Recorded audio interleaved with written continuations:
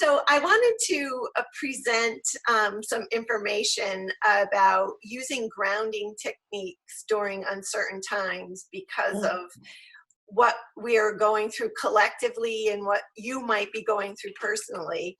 So I have been a devoted learner of energy and the mind body connection. And I've had some really tough times when the bottom fell out of my life, and it was kind of the fuel that I needed to look into, what I can do to educate myself and help myself during those healing learning moments.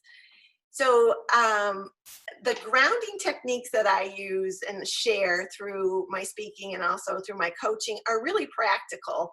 And I know that some of them won't resonate with you and some will. So I'm asking you just to be open and kind of set the intention that we're creating this toolbox or tool bag that you can just fill it up as you want and have them in there if you need them, and try them on. And I always say, us girls or men have the right to change our mind, and some days some things work for you and others days they just don't. So having a collection of strategies that you can just grab really help you.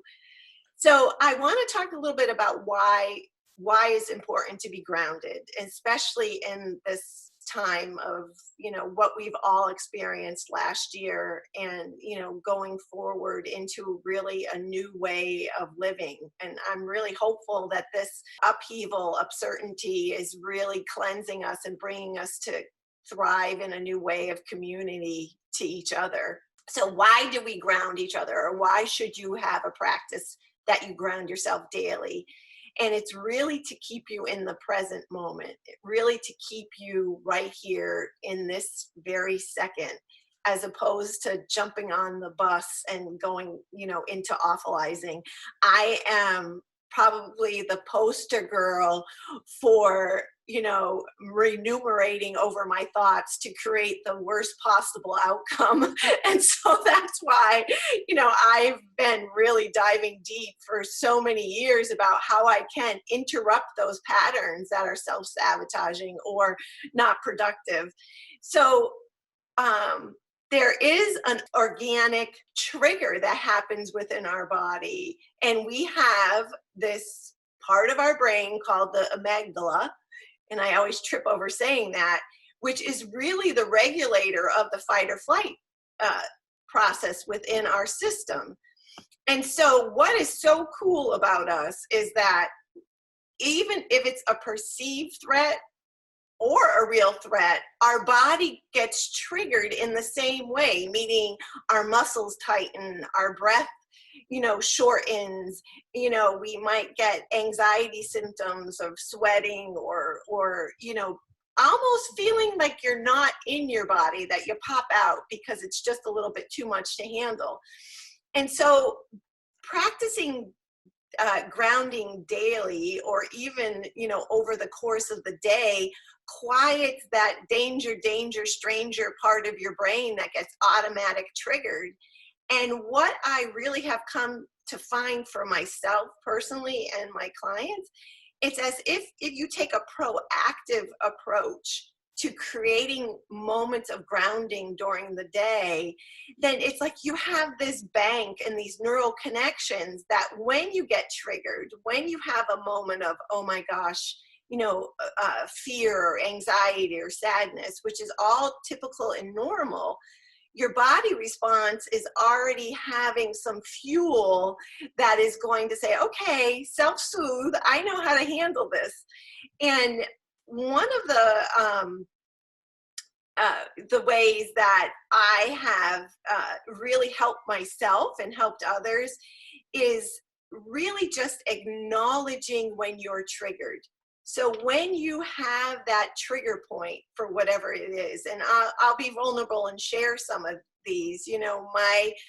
My son is in LA. He's a senior at Emerson going for film, and he went into LA in the heat of everything that we know is going on.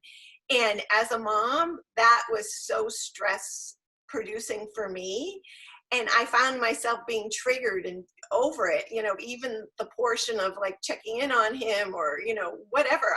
I've been triggered because my son is in LA right now. And so what I have done is really just say it out loud. You know, my kids laugh at me because I will say, oh my God, I'm so triggered right now. And then follow that up with, what do I feel? Or what am I feeling? And what do I need right now? Those are two profound self-querying, self-regulating statements. What do I feel and what do I need? So what I am trying and in practice of is really creating a relationship with that anxiety or fear or whatever, as opposed to exiling it. Because what I have learned is I know I am, and I have encountered so many brilliant women that we can just like push that away. We're not going to deal with it. And that's part of the ungrounding. That's part of separating from your physical, mental, emotional, and spiritual body. I'm going to like be maybe like a fire hose to you, just kind of spouting all these tips, but at the end, we're going to do a grounding exercise. So all this information is on my website. And if you ping me your email, I will follow up, because what I'm going to talk about now is this everyday certainty system that I created almost a decade ago. And I want to offer that as a free download.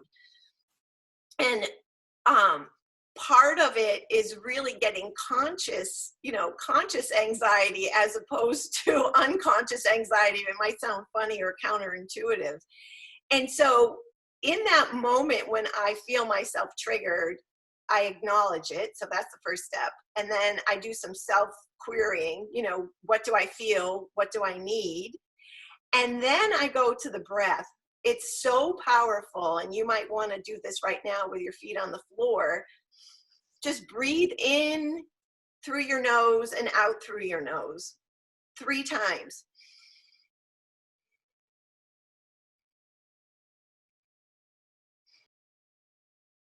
I read somewhere that you can't be breathing and anxious at the same time, because what some of us do when we come ungrounded is we stop breathing or we hold our breath. And the next part of that for me that is so helpful when I feel like the level of anxiety or ungroundedness is so high, I literally put my hand on my heart and just breathe for, you know, 3 breaths. And then, you know, maybe that's when you ask yourself those questions. What do I feel? What do I need?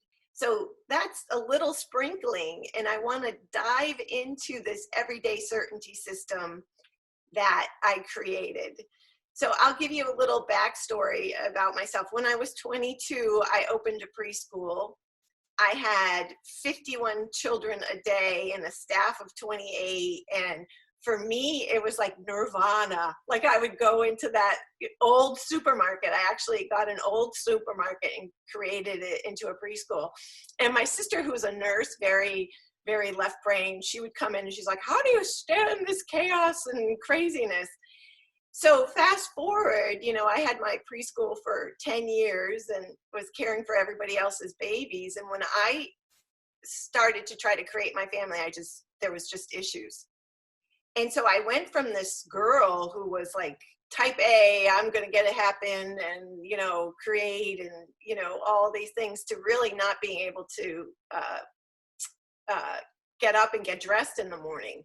I was so disassociated or ungrounded in my body, in my mind, in my soul. There was like no connection. So I, you know, used that type A kind of personality and said, you know, what do I do that works for me? And so every day I started writing down 10 things I was grateful for. And way back when, you know, that is really the vernacular of the street right now, you know, the power of gratitude. But way back when, and I'm dating myself how old I am, you know, there wasn't the internet. There wasn't this profound connection that we can get through these Zoom meetings. So I was feeling very isolated, very alone. And that's kind of mirroring what we're all experiencing now, you know, that disconnection, you know. so I started writing down 10 things I was grateful for. And that was really on encouragement from a psychologist that I had working within my preschool. And he, it was kind of tough love from him, because he's like, I don't even recognize you. You're just so out of your gratitude. And part of grounding is grounding yourself present in what is so grateful, what you have so blessings in your life. And to be honest with you, back then, it was really a challenge for me to come up with a few. And then at night, when I was on that, that mental remuneration bus again, I would use that as my mantra. I would say them over and over again. Man, I'm so grateful I had gas in my car, a clean set of sheets, whatever it is, those daily mundane things that when you make them that fuel for gratitude, it helps you shift your perception.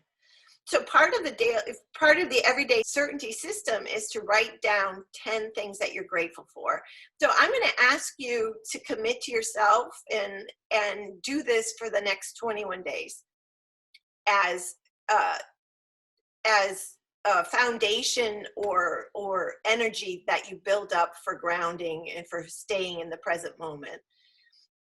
The next thing of the everyday certainty system is really setting your intention. And I'm still in the process of doing this and asking for help and setting your intention.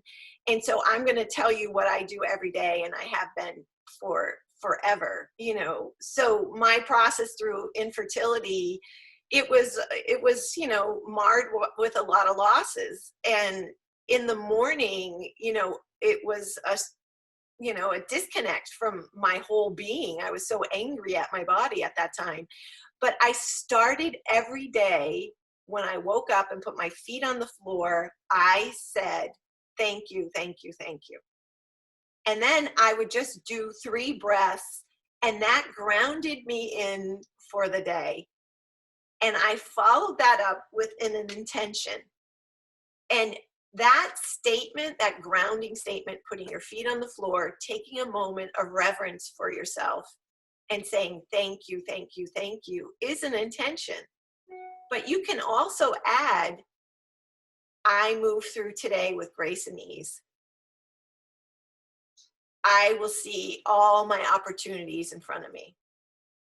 So during this time when, that bottom fell out, I was also an avid learner. Like, I was trying to figure this out through my mental body, through my mental energy. I'm going to figure out how to get out of this. And it was really, I started taking this course with this amazing shaman woman to help me help others meditate, which is, they say you have to learn what you need to learn before you can teach it. So this was an extensive course, and she was really profound. And the first class we went to, she asked us these 2 questions. And so this is another tool you can put in your toolbox. And, you can message me if it's getting a little bit like, too much. But the first 2 questions she asked, which are profound, and I use them to this day, is a feeling I'd like to feel more of. And when she asked me that question way back when, I was like, more focused on the next question, which was a feeling I'd like to feel less of. So right now, I would love for you just to jot that down if you have paper and pen, or think it mentally if you don't.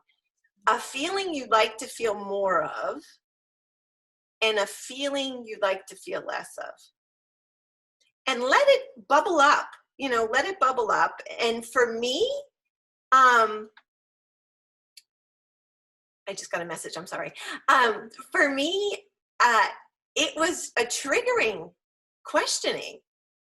And I want you to know that once you start on this path, or you start on this awareness of you as this mind, body, soul, mental energy grounding into your body, things might come up. So that was the first two things that we had to do. And then she followed it up with this. And I'm like the queen of a 21-day challenge. So I was like, yeah, bring it on.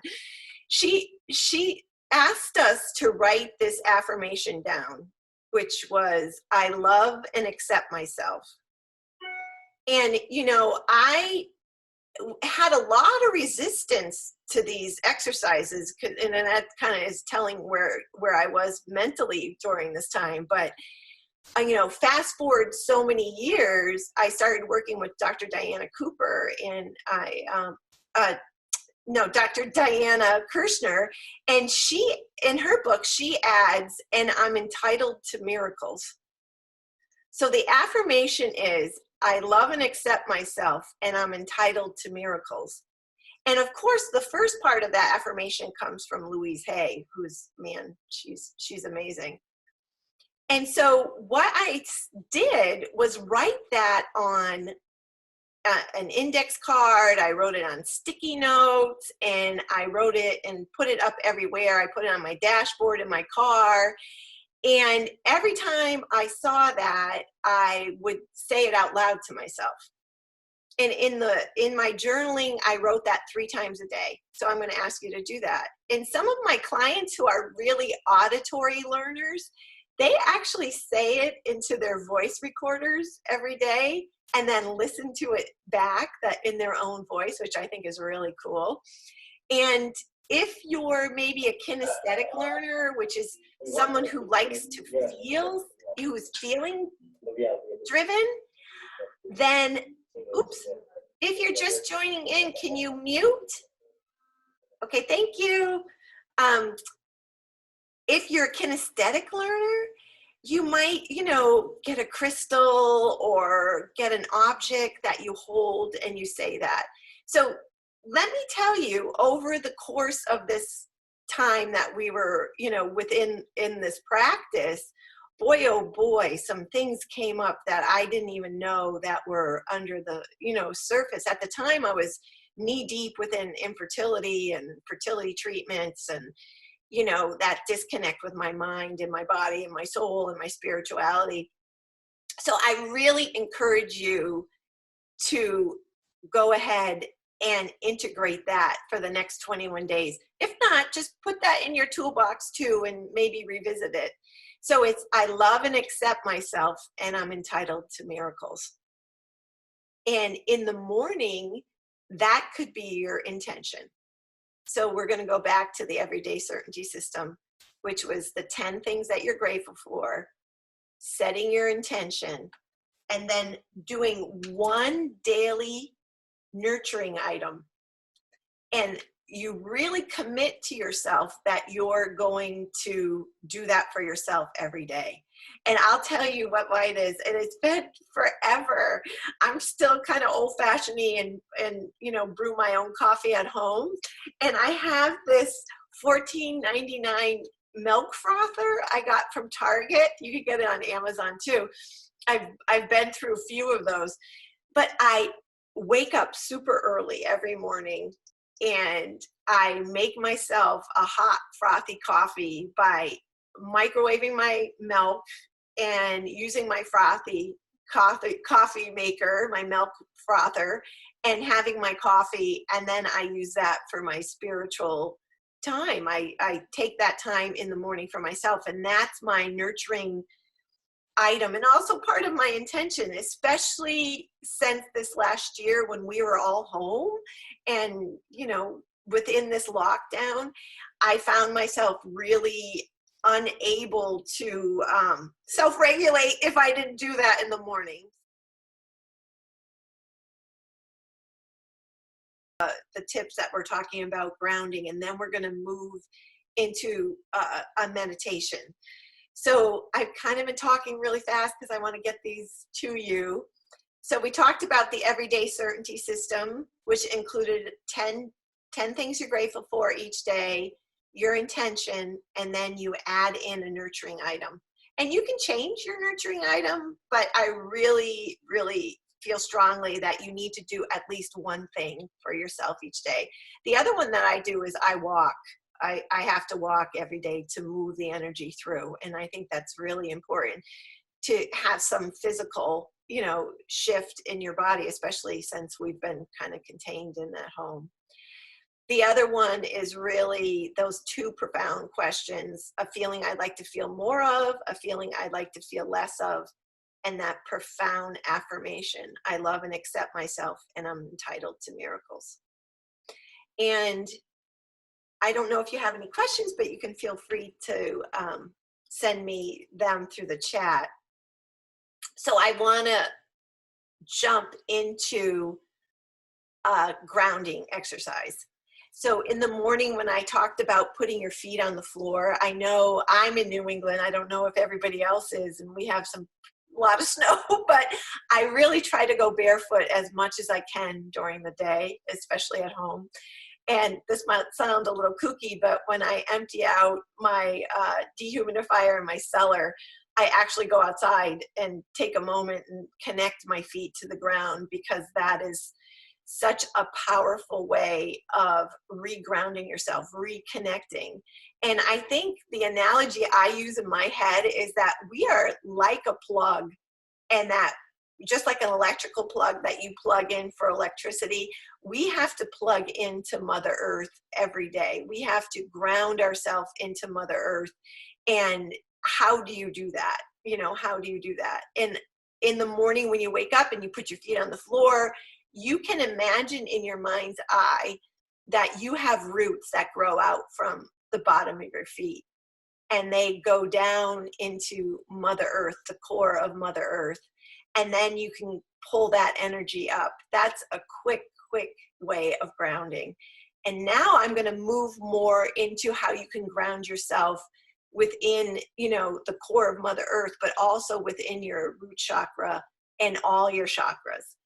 So I'm going to ask you to play along with me for a little while, and we're going to do this quick little meditation. So I'm very practical how I approach my spirituality and how I approach these tips and strategies, because I want you to be able to integrate them into your day.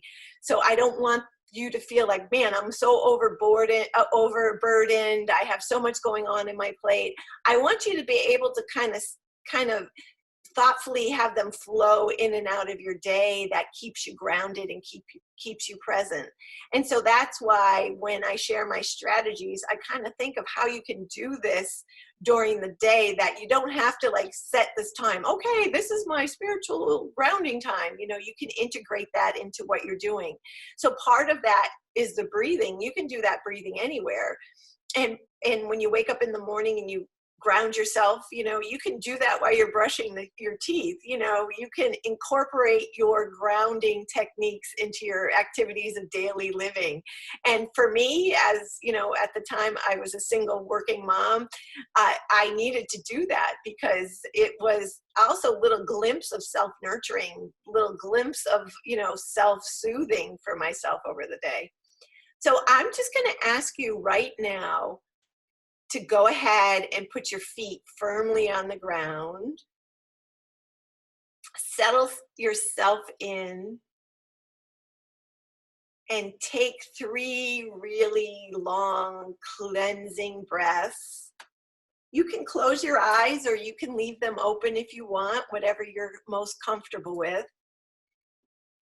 And just settle in. And I want you to know that you're protected and safe and surrounded by protection and white light. And in your mind's eye, I want you to focus on your feet. Give them a little wiggle if you want. And as I mentioned before, imagine that they have beautiful divine roots growing out. And this time, I want you to imagine that you have this profound earth star under the soles of your feet. And I want you to connect to your earth star. And maybe it feels to you, or maybe you see a color. It could be black or white. And then you go through your Earth star into the core of Mother Earth and take a big, big, big deep breath. And imagine that divine Mother Earth energy now coming up through those roots that you created into your Earth star, into the soles of your feet, up your legs, over your knees, in the back of your legs, up into your hips. And we're going to move this divine earth energy through the base of you, which is called the root chakra. And then up a little bit more to your sacral. And right behind your navel. Breathe that in into your solar plexus, your heart, your throat, up into your third eye, your forehead, out your crown. Breathe that in into your causal chakra, your soul star, which is a meter above your head, and out into the stellar gateway. And just take a big, big breath there. And then imagine that beautiful divine light from the stellar gateway coming down now. It's coming down, down, down, through into your soul star, your causal, your crown, your third eye, your throat, your heart, your solar plexus again, your navel, your sacral, your root. Breathe that in all the way down your legs to the soles of your feet, into your earth star, into Mother Earth. As above, so below. As below, so above. You're plugged in now to the divine, into Mother Earth. And you can take a couple deep breaths, maybe put your hand on your heart. And when you're ready, open your eyes.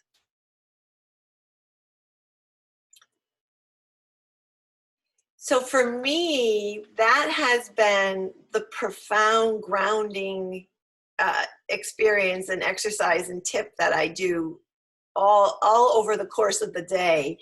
And at first, way back when, I would pull the divine energy down into the core of Mother Earth, but never bring up Mother Earth energy. So even, that was half of a wonderful experience, but I wasn't fully grounding myself into this divine earth energy. So I know when I get those feelings of being scattered or unfocused or a little wobbly or anxious, I go to this quick little meditation. And to be honest with you, I actually do this daily within my shower because I'm very kinesthetic. I'm an empath. And when I'm in the shower, I actually take a moment and close my eyes and imagine the water coming down over me is a divine moment of clearing any energy that's not for my highest and best. And if this sounds too woo-woo for you, or if it's too far out there, you don't have to put it in your toolbox. But this is really, really helpful for me to bring my conscious into, like, what energy am I carrying? What energy am I holding within this whole system? And I always say to my clients, and this is the image I use in my mind, is that if you went over a friend's house and you had an all black outfit on and they had a white cat, and when you leave their house, you look down and you're like, man, I have all this white cat fur. Not that I don't love cats, but this is an analogy of energy, so that because it's so invisible, that when you're interacting with other people or in the other person's aura or within an argument or discussion or whatever it is, energetic exchange, unbeknownst to you, like your black outfit, you do pick up other people's energies. So these systems, these little tips that I'm giving you, kind of throwing at you to see what resonates, will really help when you want to clear that energy, you know, when you want to make sure that your energy system is your energy system that you're running. So I think I'm coming to the end of my big list of things I wanted to share with you, but I want you maybe just to leave you with this, that so often when those uncomfortable feelings come up, you know, we make them not our friends. And, you know, I have learned through really unfortunate events in my life that, you know, those feelings are really there to help you, you know, back on your path, you know, back on your centered, heart-driven path. And so I'll be honest with you, the other day I was really triggered, you know, with the weather and staying at home and you know, feeling that, you know, constraints on our, you know, way of being.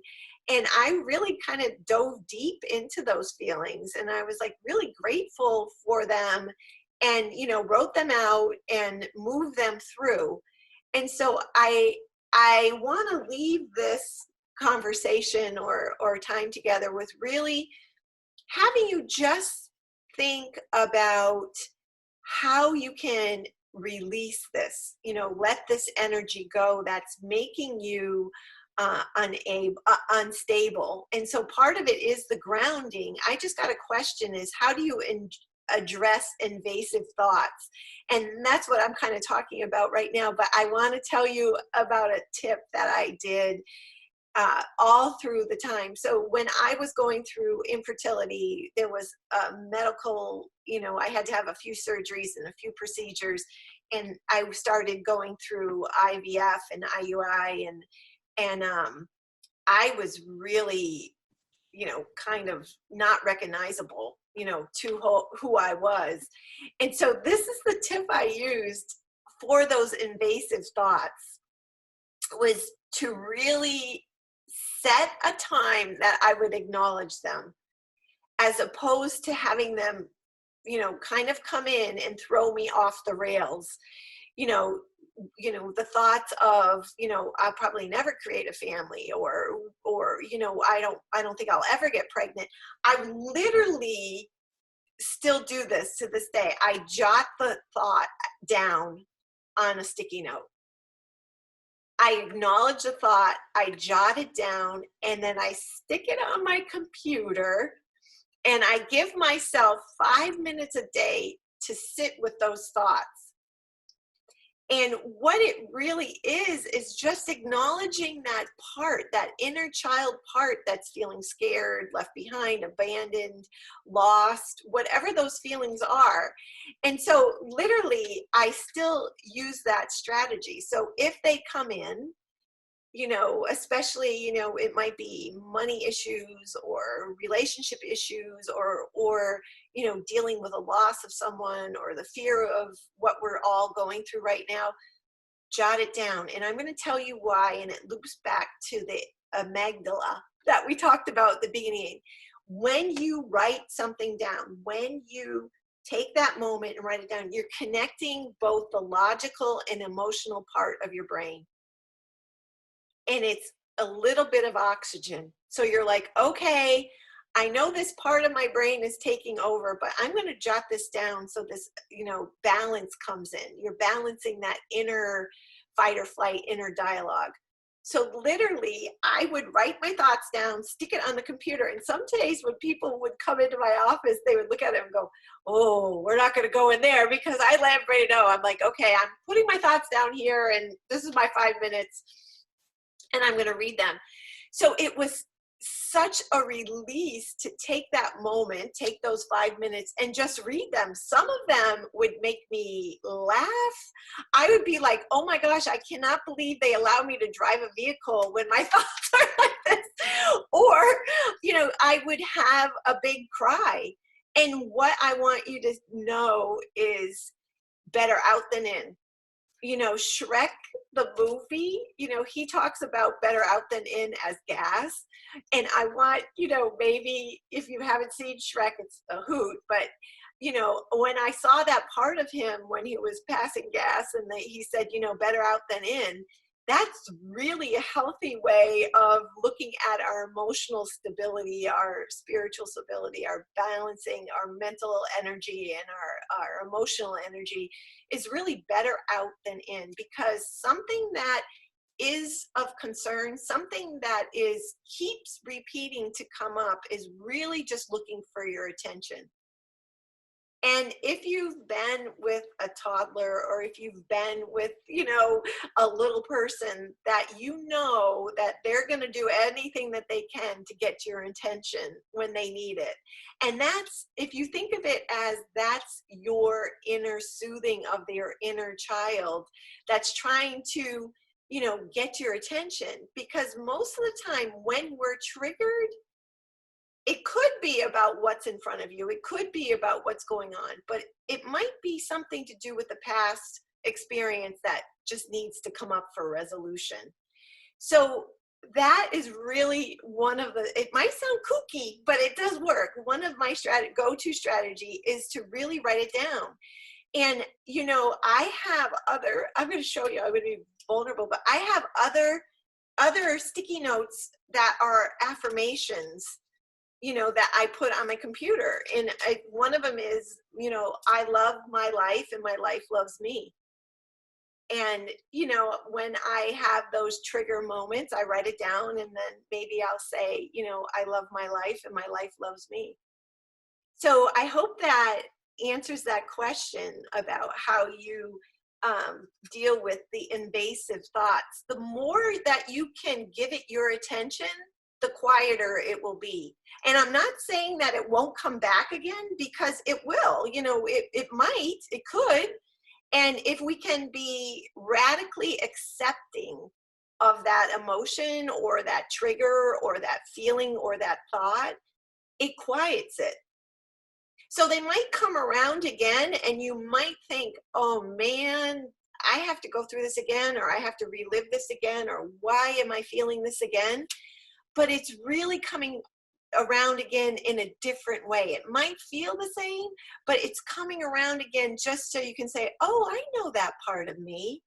I know that when I'm feeling upset or tired or not heard or not acknowledged, I need to do this for myself.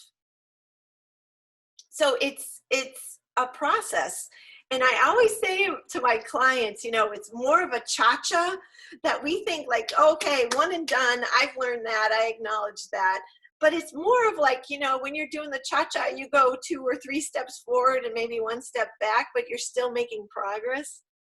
And so I want you to hold on to that, you know, maybe those feelings are coming up again, but you're still aware, you're still making progress. It's okay.